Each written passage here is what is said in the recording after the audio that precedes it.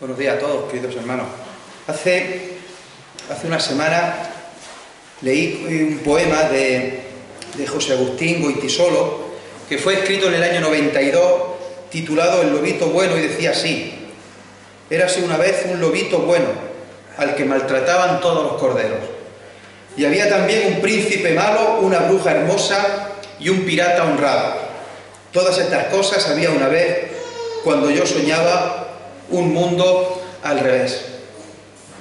Desde que Jesús comenzó su vida pública, todo se rodeó de desconcierto y de curiosidad. ¿Quién es este hombre?, se preguntaba la gente, y todavía hoy, 2000 años después, mucha gente se lo sigue preguntando.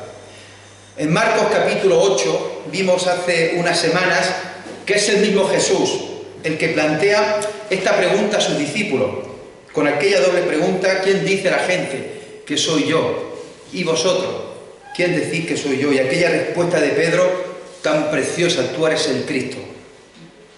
Y hoy vamos a continuar con los versículos que vienen a continuación.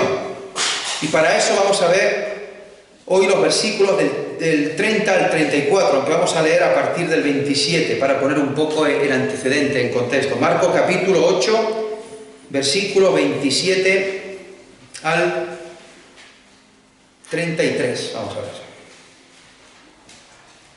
Marcos capítulo 8, versículo 27 dice así: salieron Jesús y sus discípulos por las aldeas de Cesarea de Filipo, y en el camino preguntó a sus discípulos, diciéndole: ¿quién dicen los hombres que soy yo? Ellos respondieron: unos, Juan el Bautista; otros, Elías; y otros, algunos de los profetas. Entonces él les dijo: ¿y vosotros? ¿Quién decís que soy yo? Respondiendo Pedro le dijo: tú eres el Cristo. Pero él les mandó que no dijesen esto de él a ninguno. Y comenzó a enseñarles que le era necesario al Hijo del Hombre padecer mucho y ser desechado por los ancianos, por los principales sacerdotes y por los escribas, y ser muerto y resucitar después de 3 días. Esto les decía claramente. Entonces Pedro le tomó aparte y comenzó a reconvenirle, pero él, volviéndose y mirando a los discípulos, reprendió a Pedro diciendo: quítate de delante de mí, Satanás, porque no pones la mira en las cosas de Dios, sino en las de los hombres. Vemos aquí que después del subidón inicial, de la revelación por parte de Pedro de que Jesús es el Mesías, es el Cristo, es el ungido, es el Rey, ahora les dice Jesús aquí una serie de cosas que realmente parecen, como se titula este poema que hemos visto, un mundo al revés. Cosas que escapan a la lógica, cosas que si hubiéramos estado en aquella época y hubiéramos estado en la piel de los discípulos, el desconcierto habría sido el mismo. Les dice que se callen, les enseña lo que tiene que pasar y le pega una reprimenda tremenda a Pedro. El mismo Pedro que acaba de decir que eres el Cristo. Le dice ahora, poco después: quítate de mí, Satanás. Voy a dividir el pensamiento de hoy en 3 partes. La primera es la misión de Jesús, cuando les explica a los discípulos lo que le va a ocurrir. En segundo lugar, un examen interno, en referencia a la actitud de Pedro. Y en tercer lugar, hablaremos un poco de las cosas de Dios y las cosas de los hombres, en el sentido de una actitud que el cristiano debe tener frente a los demás. En primer lugar, la misión de Jesús. Jesús desconcierta totalmente a los suyos, pidiéndole, en primer lugar, que no digan nada, que se callen. Y en segundo lugar, los acaba de rematar diciendo lo que le va a pasar: que va a padecer mucho, que va a ser desechado, que va a ser muerto y que va a resucitar a los 3 días. Ya vimos también en la anterior ocasión que Jesús no quiere que se use por ahora el título de Mesías, para evitar equívocos, para evitar malentendidos, y ordena a los discípulos que se callen, que no digan nada. No es una recomendación, ni es un consejo, es un mandato expreso. Dice el versículo 30, les mandó que no dijesen esto de a ninguno, ni consejo ni recomendación. Fue un mandato bastante claro. Jesús en este momento prefiere hablar de sí mismo como el Hijo del Hombre, después de su muerte, después de su resurrección. Eso sí, será llamado el Mesías, el Cristo, el título más habitual para designarlo.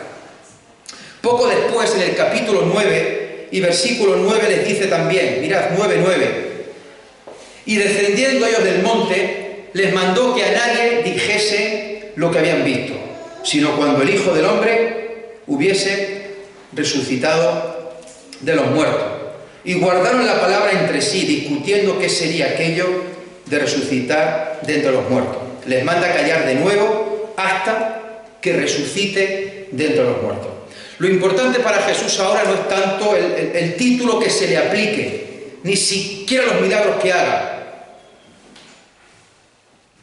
Lo importante es su destino.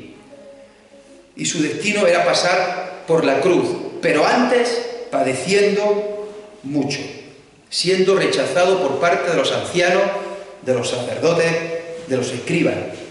Rechazado por los ancianos que tienen el poder político, rechazado por los sacerdotes que tienen el poder religioso, rechazado por los escribas que tienen el poder intelectual. Pero para los discípulos, después de, como digo, este subidón inicial, e incluso para muchos en la actualidad hoy día, Jesús al declarar esta misión, Jesús al declarar lo que le tenía que pasar, al decirle lo que iba a pasar, se puede decir una serie de características acerca de Jesús. En primer lugar, Jesús fue y es una persona desconcertante, que confunde. Aquí están totalmente confundidos los discípulos. A pesar de que nos gusta hablar y decir lo sencillo que es el Evangelio, hermanos, es fácil de hablarlo, pero quizás no tanto de cumplirlo, y no tanto de ponernos en la perspectiva de Dios. Jesús fue y es una persona contradictoria, y por favor, entendedme las comillas que estoy poniendo, haciendo mucho énfasis en las comillas. Por supuesto, no es contradictorio el mensaje que él decía, es contradictorio lo que nos puede parecer lógico a nosotros y su forma de actuar. La contradicción la podemos tener nosotros. Prueba de ello es esta parte del Evangelio, aquí, lo que acabamos de leer. Cuando por fin parece que los discípulos han entendido quién es Él, y así lo manifiestan, les pide ahora que no digan nada a nadie. Y además, hemos reconocido que es el Cristo, que es el ungido, que es el Mesías, que es el Salvador. Y Él nos dice, nos detalla todo lo que le va a pasar, incluso que le van a quitar la vida. Todo lo contrario de lo que ellos podían esperar. Y además todo esto se lo explica sin lugar a dudas, sin dar ningún tipo de duda. Versículo 32. Esto les decía claramente. No se lo decía por parábola, no se lo decía por alegoría, que podían confundir la interpretación. No, se lo decía claramente. Jesús fue y es una persona que escandaliza. Y los que más se escandalizaron en aquel momento eran precisamente los que tenían que haberle dado el visto bueno a su trabajo, a su ministerio. Ancianos, sacerdotes y escribas. Personas que conocían las Escrituras, personas que conocían la ley a la perfección, personas responsables de la enseñanza del pueblo de Israel, personas autorizadas para hablar en nombre de Dios, personas que debían salvaguardar la pureza de la palabra de Dios. La interpretación que hacían ellos a través de la tradición de los ancianos de Israel, de generación a generación, iban transmitiendo lo aprendido. Sin embargo, estas personas son los que lo rechazan y los que acaban matando. Los tres grupos de personas que precisamente formaban el Sanedrín, el máximo órgano de gobierno de Israel de aquella época, poder económico, político, religioso, personas que tenían toda la influencia posible en el pueblo de Israel. Y estos, desde un principio, ya quieren matar a Jesús. ¿Por qué? Porque rompe sus esquemas, rompe sus tradiciones, rompe con su interpretación de la ley. Y lo que este Jesús está diciendo, para ellos es un mundo al revés. Unos nuevos paradigmas que hay que erradicar y hay que eliminar lo antes posible. Jesús fue y es una persona que decepciona, de nuevo, entre infinitas comillas, lo de decepciona, como veremos ahora con la actitud de Pedro, este mismo Pedro que ya se ha mencionado en esta mañana en varias ocasiones. Pero Pedro coge a Jesús, se lo lleva aparte y le reconviene que no haga nada de eso que acaba de decir. Seguro que hay un plan mejor. Y seguro que Pedro sabe que había un plan mejor. Y seguro que Pedro se lo dice. La decepción de todos los discípulos, después de llamar a Pedro Satanás, porque además, cuando lo coge aparte, en el versículo 33, Jesús, volviéndose y mirando a los discípulos, reprendió a Pedro diciendo: quítate de delante de mí, Satanás. La decepción de todos después del subidón debió ser muy grande. Y es que si muere Jesús, pensé en ello, ¿qué vamos a hacer nosotros? Todas nuestras esperanzas, todos nuestros sueños, todos nuestros planes, todo lo que acabamos de decir y de reconocer que es el Cristo, el Mesías, se va al traste. Poco más adelante, en el capítulo 10, versículos 32 al 34, les vuelve a anunciar su muerte. Mirad capítulo 10 y versículos 32 al 34. Iban por el camino subiendo a Jerusalén y Jesús iba delante. Y ellos se asombraron y le seguían con miedo. O sea, ya pasaba algo. Entonces, volviendo a tomar a los 12 aparte, les comenzó a decir las cosas que le habían de acontecer. He aquí, subimos a Jerusalén, y el Hijo del Hombre será entregado a los principales sacerdotes y a los escribas, y le condenarán a muerte. Y le entregarán a los gentiles, y le escarnecerán, le azotarán, y le escupirán en él, y le matarán, mas al tercer día resucitará.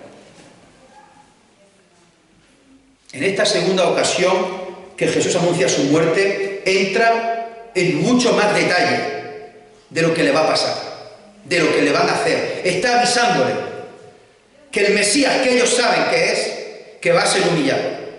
Más que avisar, Jesús está enfatizando en su humillación. La humillación que ha de pasar.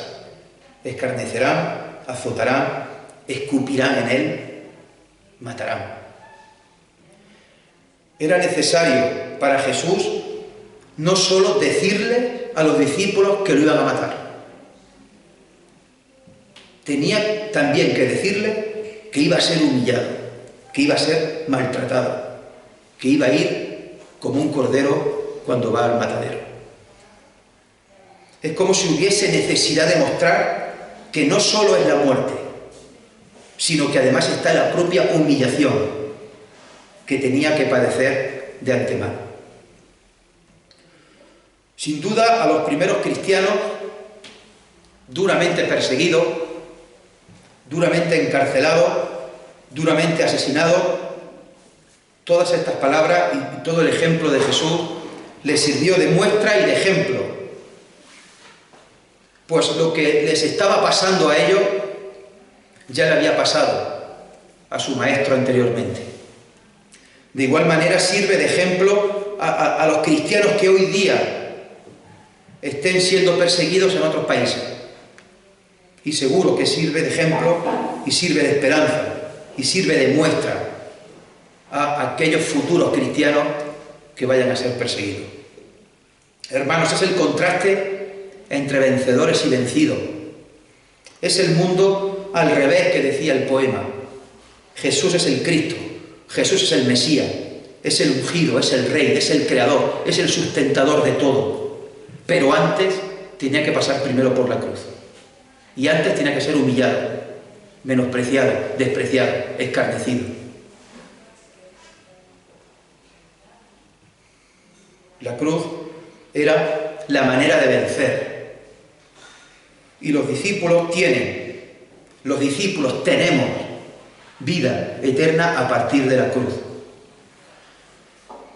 Los líderes de Israel, estos ancianos, estos escribas y estos sacerdotes, no se iban a conformar bajo ningún concepto solamente con matar a Jesús. No querían que fuera un mártir, sino que tenía que ser humillado, tenía que ser vejado, tenía que ser azotado, tenía que ser escarnecido, burlado, escupido, abofeteado, exhibido, para que a nadie se le ocurriera seguir la misma línea que había seguido él. Os podéis imaginar el éxito que tuvieron. En segundo lugar, segundo punto, una vez vista la misión de Jesús, un examen interno. La reacción de Pedro es una muestra de que con Jesús todo ha de ser al revés, que todo es un mundo al revés, que lo que Jesús dice no es conforme a los postulados y a los paradigmas que la gente tenía establecido sobre cómo tenía que ser el Cristo. Ya lo vimos también hace unas semanas con la entrada triunfal de Jesús en Jerusalén. No entra Jesús sobre un caballo blanco, no entra Jesús armado, no entra llevando un gran botín de guerra, no entra y se dirige al palacio a reclamar el trono, no entra con generales ni con ejército, entra montado sobre un pollino y se dirige al templo, a la casa de Dios. La idea que tenían los judíos sobre la liberación, sobre la esperanza, sobre el triunfo, sobre su sufrimiento y su opresión, no era precisamente la que traía esta persona, montado en un pollino y encima desechado por los líderes del país, y que además iba a sufrir lo indecible y que iba a ser crucificado con el beneplácito de casi todo el pueblo. Por eso Jesús vuelve a confundirlo. Hermanos, en otro momento les dice que los más pequeños serán los más grandes en el reino de Dios y que los últimos serán los primeros. Les dice que el que se humilla será exaltado y el que se enaltece será humillado.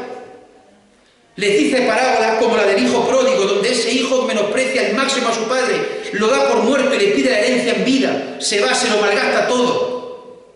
Y cuando vuelve, ya estaban los escribas frotándose las manos, diciendo, cuando vuelve le vamos a dar un bofetón con la mano abierta, que se va a enterar. Cuando viene el padre, corre y abraza al hijo y le perdona. Tenemos la parábola del buen samaritano, donde una persona es apaleada y muerta en el camino, y pasa un sacerdote, ni caso, un levita, ni caso, y al final es un samaritano, el enemigo máximo del judío, el que se carga de él, lo cura y lo ayuda.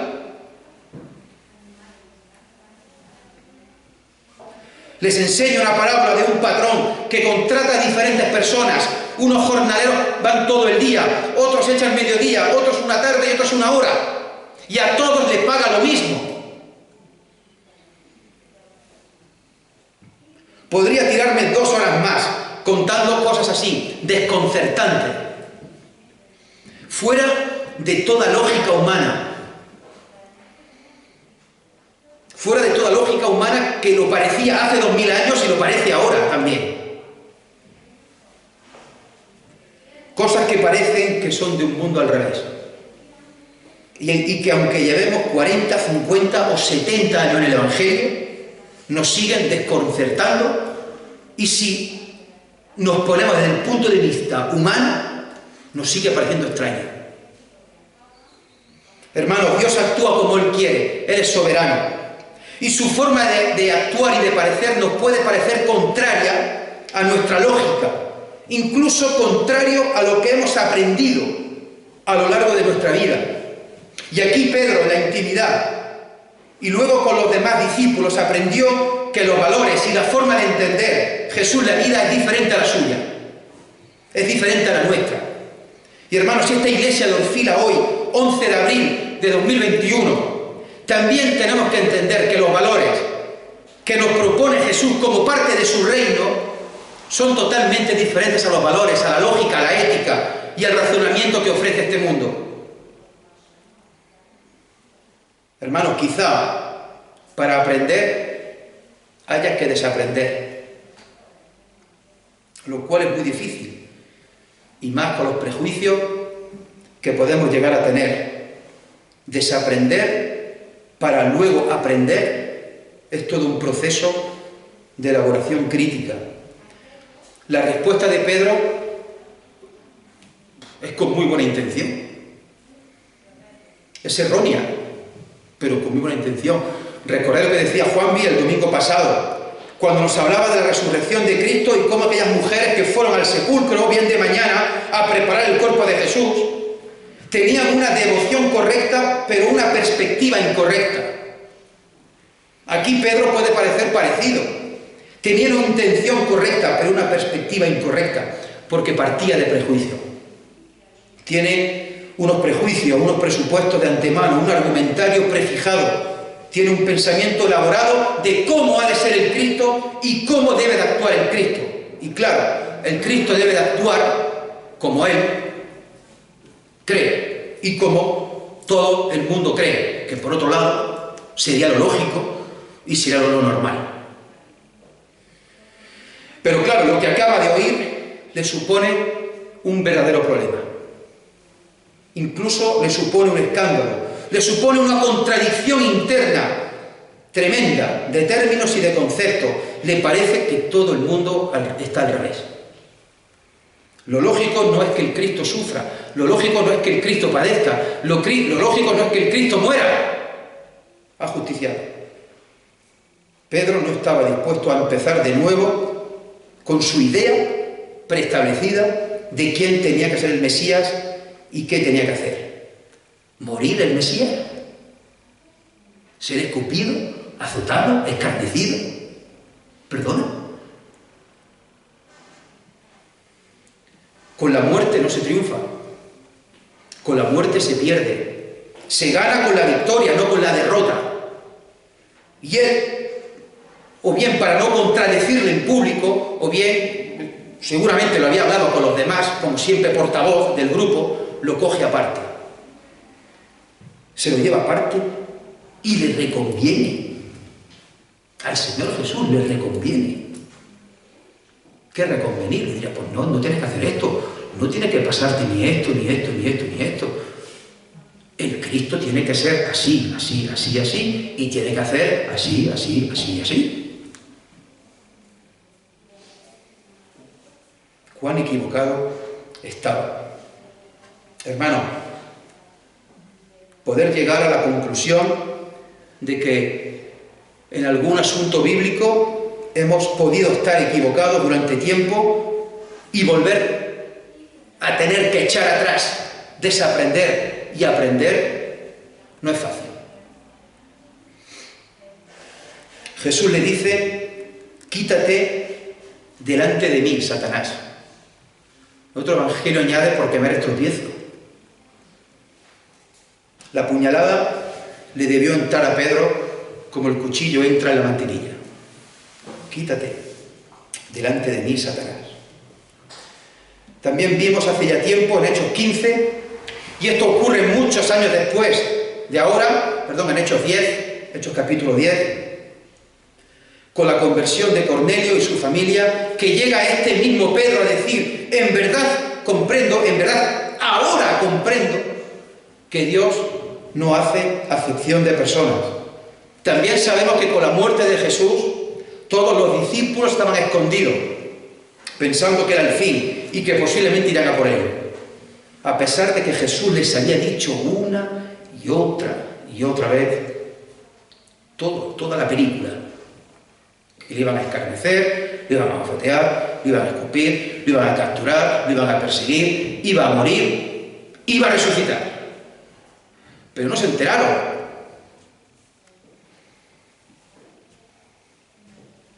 También sabemos que después de la resurrección y con la llegada del Espíritu Santo, ya no podían callarse. Ya no había nadie que los parara.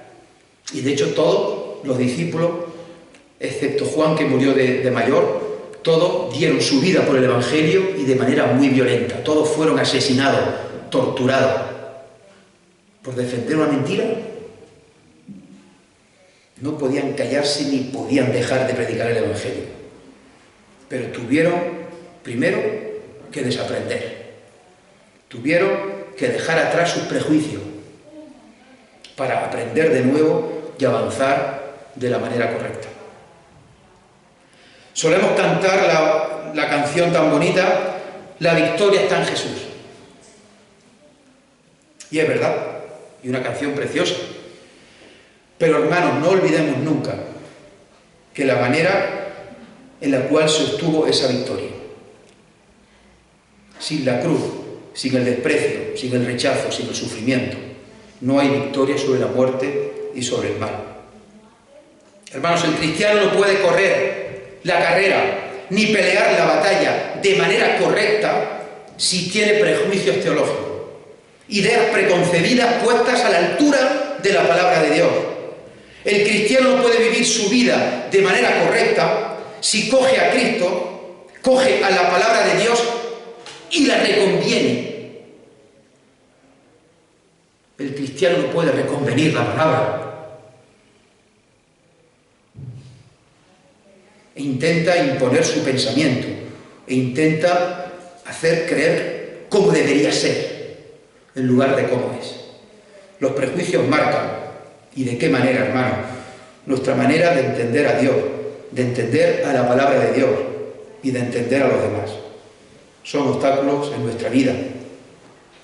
La gente tiene, o tenemos, lo que se dice aversión a la pérdida, es decir, miedo a perder. Ya sea miedo a perder un familiar querido, ya sea miedo a perder el trabajo, a perder dinero o a perder nuestra propia vida. Ese sentimiento de miedo a la pérdida está arraigado en nosotros. No queremos perder aquello que tenemos. Esto se aplica también al campo, al aspecto teológico. Tenemos una forma de pensamiento teológico ya establecido y nos resistimos a cambiarlo por esa idea de la aversión o del miedo a la pérdida, al cambio. Preferimos lo seguro, lo que nos ha dado tranquilidad y que además nos va bien con ello. Pero con Jesús no es así, no ha de ser así. Muchas veces no actuamos como aquellos judíos de Berea que vimos el jueves pasado, en Hechos 17, dice que eran más nobles que los de Tesalónica, pues recibieron la palabra con toda solicitud, escudriñando cada día las Escrituras para ver si estas cosas eran así. Todo esto me lo estoy diciendo a mí mismo el primero. Si le pasó a Pedro más de una vez, al igual que al resto de discípulos, no me va a pasar a mí. En tercer lugar, las cosas de Dios y las cosas de los hombres. Aquí Jesús habla de poner la mira en las cosas de Dios y no en las cosas de los hombres.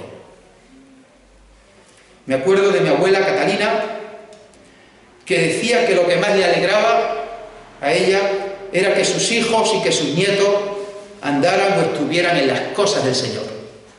Eso decía mucho ella, en las cosas del Señor.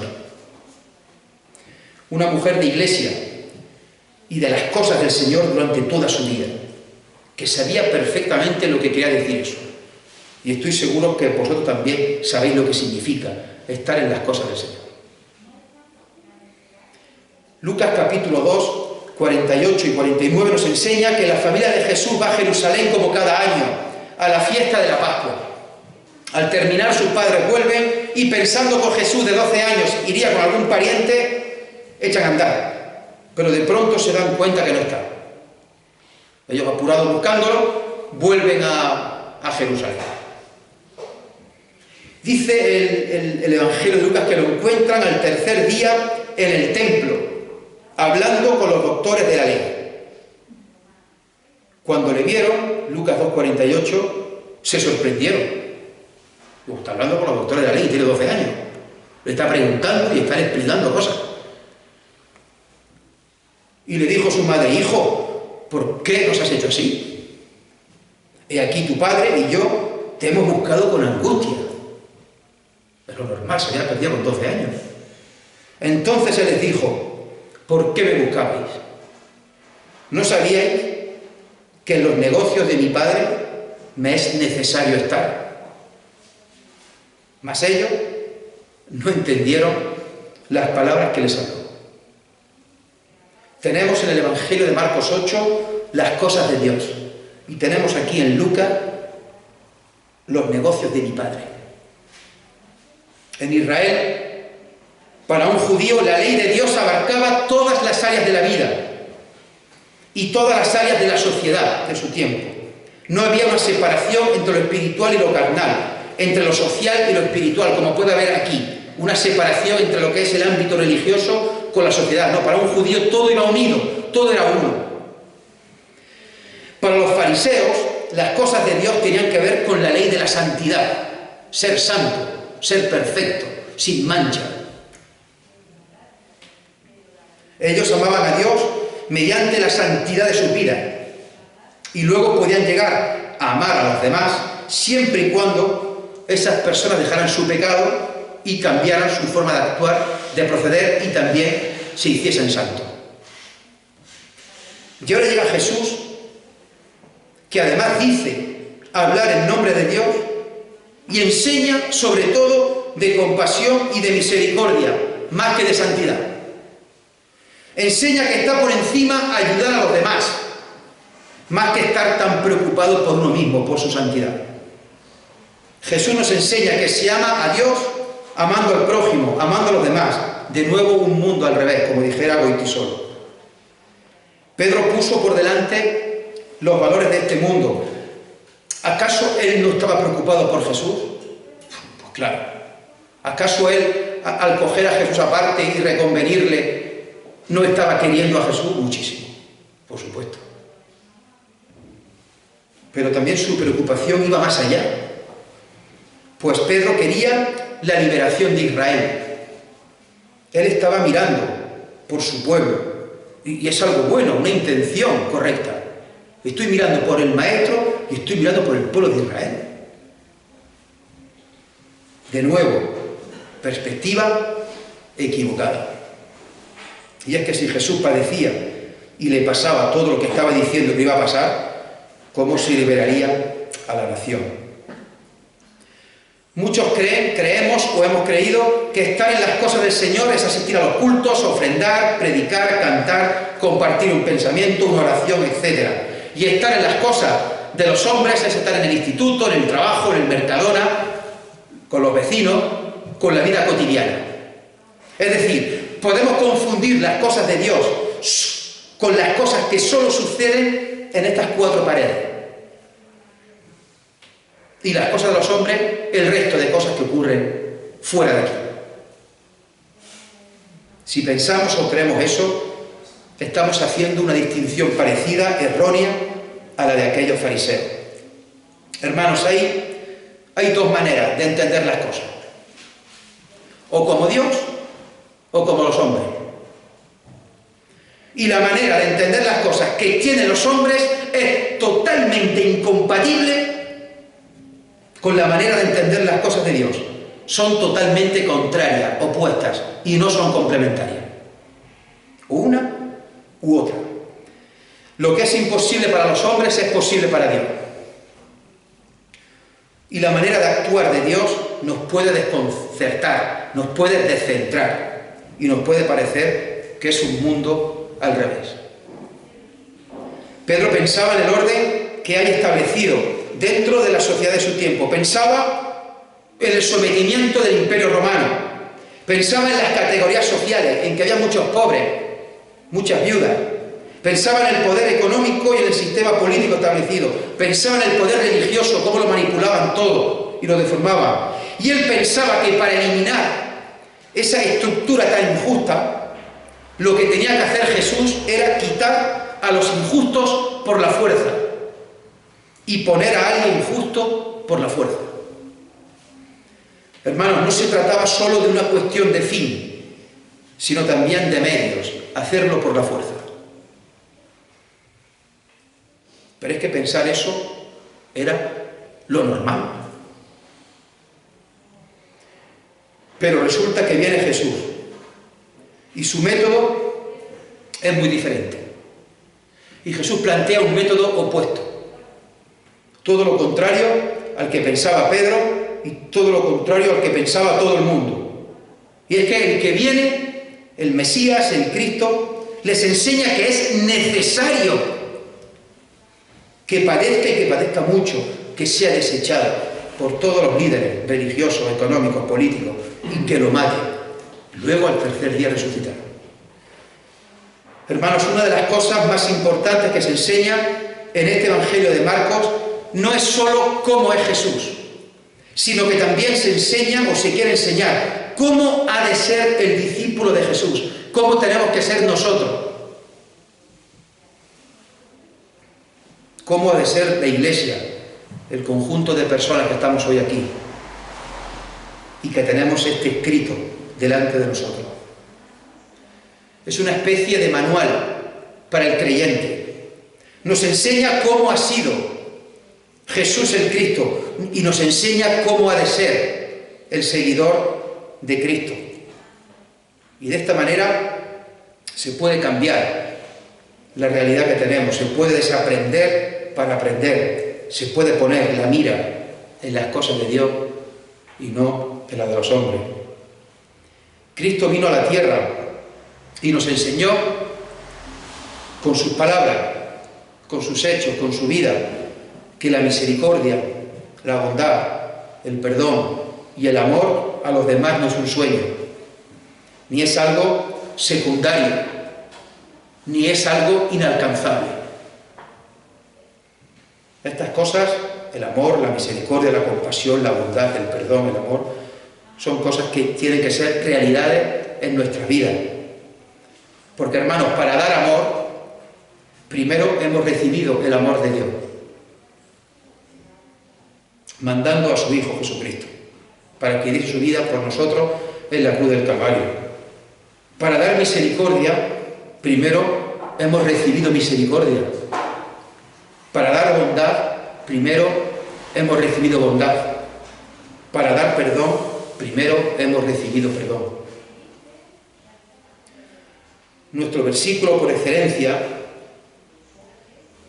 Juan 3:16, porque de tal manera amó Dios al mundo, que ha dado a su Hijo unigénito, para que todo aquel que en Él cree no se pierda, mas tenga vida eterna. De tal manera amó Dios al mundo. Dios es el que ama primero. Dios es el que actúa primero. Dios es el que ama y el que envía a su Hijo Jesucristo en este mundo que le había dado la espalda por completo, este mundo que estaba muerto en sus delitos y pecados, y ese mundo que merecía la condenación. Dios lo ama y envía a su Hijo.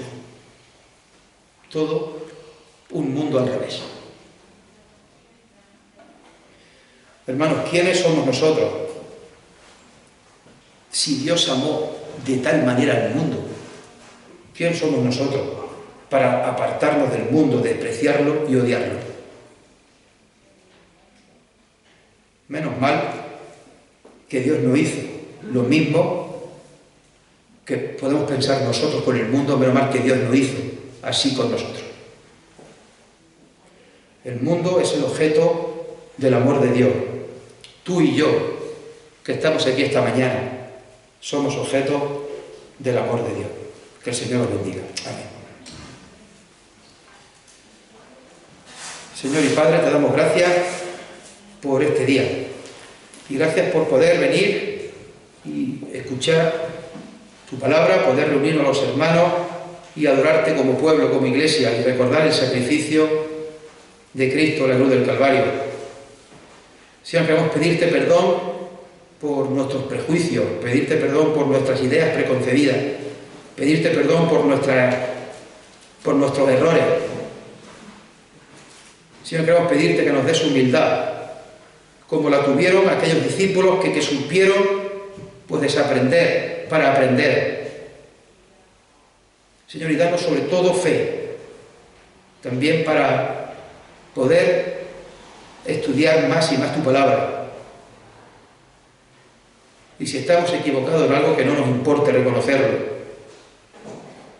Señor, la lección tuvo que ser durísima para Pedro, que después de decir que Jesús era el Cristo, recibió aquella enorme reprimenda. Después de decirle también a Jesús que aunque tenga que morir y padecer con él, que no lo abandonaría, y lo niega 3 veces, de manera pública. Pero el Señor Jesús, en su amor, en su misericordia, en su compasión, en su bondad, luego también tuvo aquel momento de intimidad con él, y que se nos ha recordado hoy, con aquella triple pregunta: Pedro, ¿me amas? Gracias, Señor, porque personas como el apóstol Pedro luego ya no había forma de callarlo y predicaron el Evangelio en tantísimos lugares. Señor, y gracias porque esta palabra ha llegado a nosotros y podemos aprender de ella. Tenemos la ventaja de que contamos con todo el canon. Tenemos la escritura completa, la revelación completa. Señor, pero eso también nos hace que tenemos que ir con más cuidado, que tenemos que ser como aquellos de Berea, que tenían mejor disposición y escudriñaban las escrituras. Señor, y eso de escudriñar es investigar, es estudiar, es reflexionar. No se trata de ojear así por encima e intentar imponer nuestro pensamiento y nuestros prejuicios a lo que dice la palabra. Se trata de una tarea meticulosa, de reflexión, de investigación, de aprender. Señor, pero sin oración, sin pedir tu ayuda, sin pedir tu consejo, sin pedir tu sabiduría, sin pedir que nos aumente la fe, no podemos hacer nada. Señor, tenemos el mismo Espíritu Santo que tenían estas personas, estos discípulos. Y es cierto que la situación es otra, la época es otra, el país es otro, y la situación económica, social y política es otra. Pero, Señor, queremos ser instrumentos tuyos y queremos estar en tus manos y que tú nos moldees como el alfarero hace las obras de barro. Señor, sabemos que separados de ti no podemos hacer nada. Y es por eso, Señor, que queremos pedirte perdón por las cosas que hacemos mal y las cosas que no hacemos y que deberíamos hacer. Gracias, Padre, porque la sangre de Cristo nos ha salvado y ya no somos o no vamos a ser condenados, no vamos a ser juzgados para salvación o para condenación. La sangre de Cristo ya nos ha salvado y somos salvos. Pero eso no quita que sigamos pecando y sigamos cometiendo errores. Pero queremos pedirte y rogarte tu perdón. Gracias, Padre, porque eres un Dios bondadoso, un Dios misericordioso. Nos acordamos de los hermanos que no están aquí con nosotros hoy, especialmente por Juan Pablo, para que siga él también bien, sin síntomas y pueda mejorar pronto. Y también nos acordamos de tantos otros enfermos que hay, para que si es tu voluntad los sigas mejorando. Y también que tú des consuelo a los familiares. Y ya también, por último, pedirte por la situación del país, para que si es tu voluntad, pues también pueda ir mejorando y también des sabiduría a nuestros gobernantes. Gracias por todo. En el nombre de Jesús. Amén.